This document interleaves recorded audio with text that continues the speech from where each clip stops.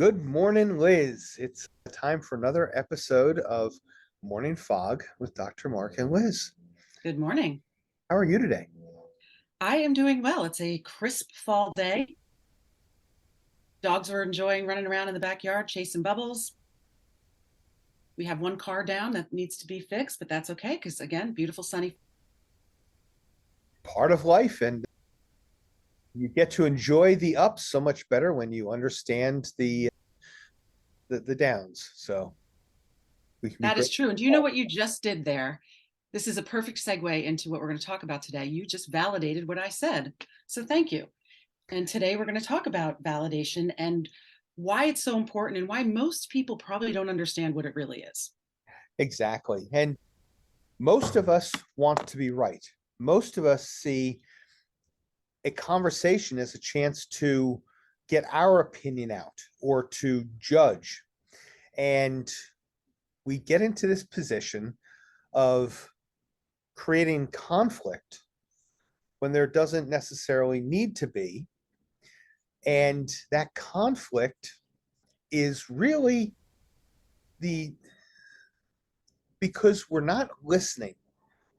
You know, it's my strong belief that we have so much more in common. We just don't allow ourselves to find it by being inquisitive.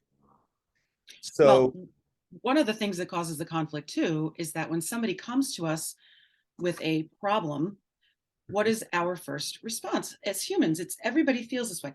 You want to fix it. It's yeah, natural. And then when you try to fix somebody else's problem, what happens? They often get on the defense, which is what yeah, then causes the conflict, or they stop listening. Why? Because when we try to fix somebody else's problem, they don't feel like they've been heard, which means they don't feel like they matter. They don't feel validated. exactly. So, one of the most powerful tools that we use in coaching is to acknowledge and validate, to let people know that you hear them, you see them, and then you understand them, acknowledge their position, and then validate. Well, a lot of people get stuck in validation, and we'll go through exactly what that is, but a lot of people get stuck because they think that that means you have to agree with them. Mhm. And it really doesn't, because Not at all. We even had a client recently said, I feel like if I validate, then I'm capitulating. And it's no, you're not at all. You're just hearing your partner. That's all you're doing. that, They that don't have to, you don't have to agree with what they say. You just have to offer up that space for them to share why they're feeling what they're feeling and allow them to be heard and understood. exactly. So what is validation? It's really it's a response to someone's statement or someone's opinion or point of view that shows that you accept and you respect that person's feelings and their point of view, even if you don't agree with it. It means answering in a way that shows that person that you believe in their experience and that their statement is valid. It also means that you're not intending right then to be changing their point of view or correcting them for being wrong. It's So, first, I good. think it's also important to understand some statements that aren't validating. So, let's say your wife comes to you and she tells you that she's really upset because something happened with a client and she doesn't know what to do about it, and you say, oh, it's really not that big of a deal, don't worry about it. Not validating. Not validate. Another one is, oh, your situation could be so much worse, or oh, get over it. Yeah. Oh, get over it. Yep. Oh, get over it is a big one. Starting on yourself. Or you being upset about it is a waste of your time and energy. Yep. All not validating. So, Mark, what could be a validating thing that you could say to Wendy if she comes to you upset about something that happened with a client? Anyone in your position would feel the way you do. That must be Yes. really hard. That must be frustrating. What are you going to do about it? Offer up things for them to start to think, because this is part of validation. And this is where most people don't understand it, is guiding your partner, your child, your wife, your husband, you're guiding them to fix their own problem. Exactly. You're not giving them the solution, which is solving it. You're guiding them by, well, what could you do about that? Or what are you thinking of? Or who could be a resource that might help?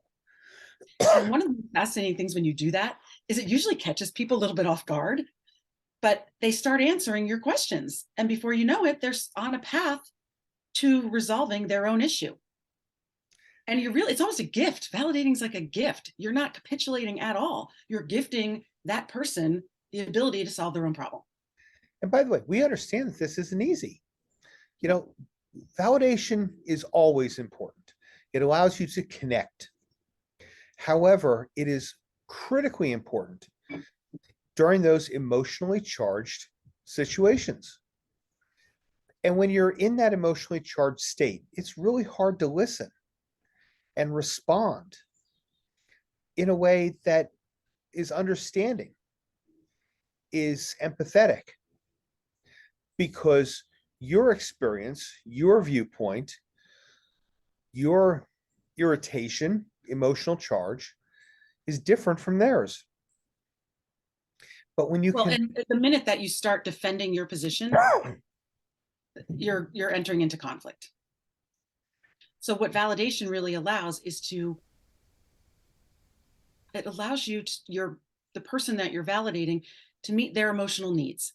And we all have different levels of emotional needs. Some people you need to go way down with them for in order for them to get their message out, their needs, their worry, their whatever, in order to start to climb back up with them. you It know, doesn't have to be at your pace. just using that empathetic, non-judgmental response, that validation reduces the severity and the frequency of conflict during these conversations. And it's really important, but it also helps you to improve your relationship with that person. We're all different human beings. This is whether this is an R versus a D, this is a husband versus a wife, this is a coworker. It doesn't matter. We're different people. We see things differently. And when you One of the start, hardest positions, sorry to interrupt you, but one of the hardest positions I think is as a parent, because our kids come to us with problems and we know the answer. We know how to fix it. But we are doing our kids such a disservice by fixing it. They need to learn to solve their own problems. And trust me when I tell you, I'm not an expert at the shit, but I catch myself now all the time because I want to allow them to fix their own problems. They need to come up with their own solutions. It is a skill, and we need to guide them through it. And it's allowing them to be emotionally wherever they are, whether we agree with it or not, whether we think it's ridiculous or not, doesn't matter. It's where they are. It's sort of that, meet them where they are kind of thing. And when you do, and your child feels heard, you might get a little more information out of them. Not only that, but obviously they're going to start to learn to solve their own problems, but you might learn more about their emotions and why they're really in that position.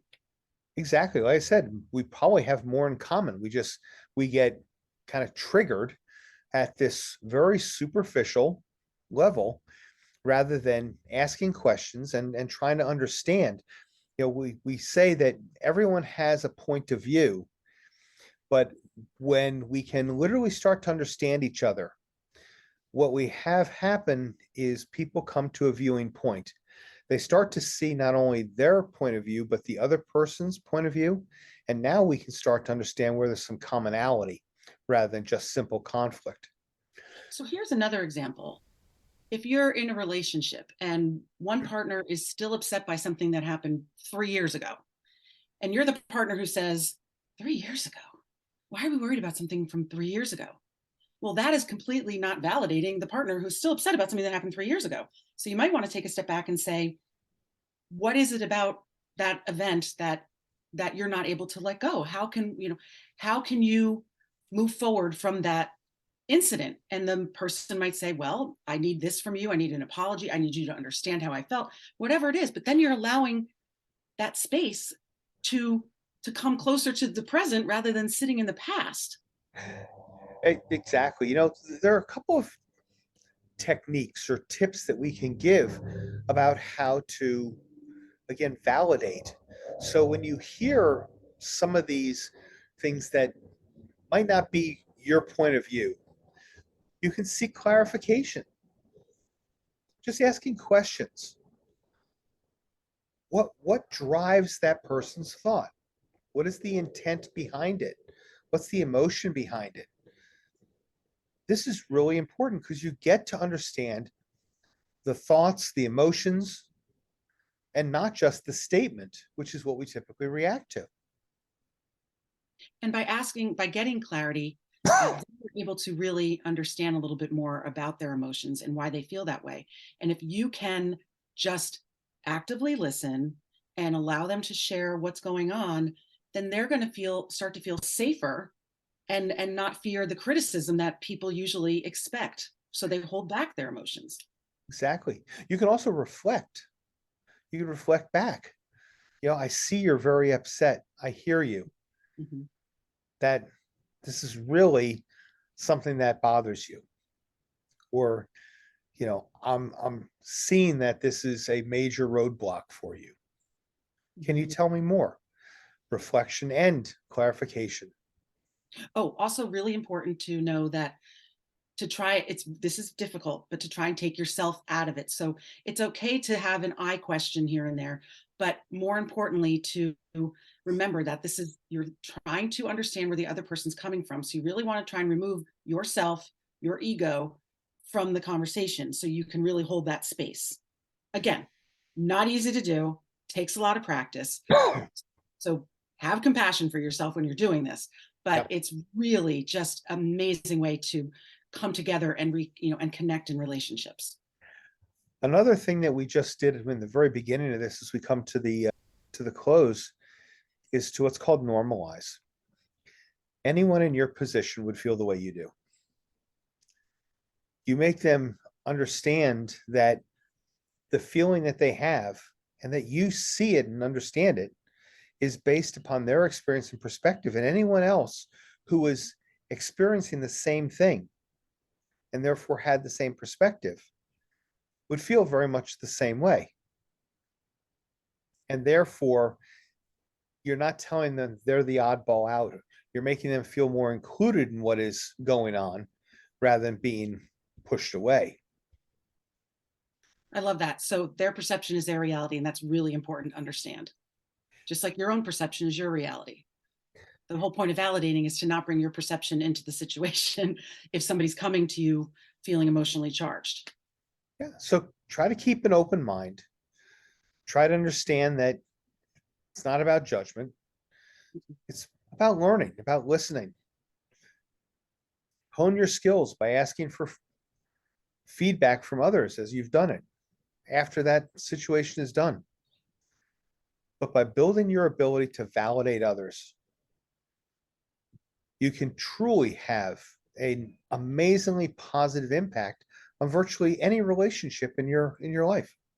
So, really, to sum up, validation is not about capitulating. It's not about giving in. It's not about uh, ignoring your own emotions. It is just taking a step back to really see, hear, and understand your partner, your child, your spouse, whoever it is, your brother, your sister, parents, whoever it is you're talking to Yeah. understand where they're coming from and allowing them the freedom to have their emotions. Liz, another great morning of chatting with you. Good Yes. to see you. And we will be back for another episode of Morning Fog with Dr. Mark and Liz. Please subscribe so that you can make sure you have all the opportunities to hear our podcast and let us know exactly what you think. Have an awesome day, everyone. Until next time.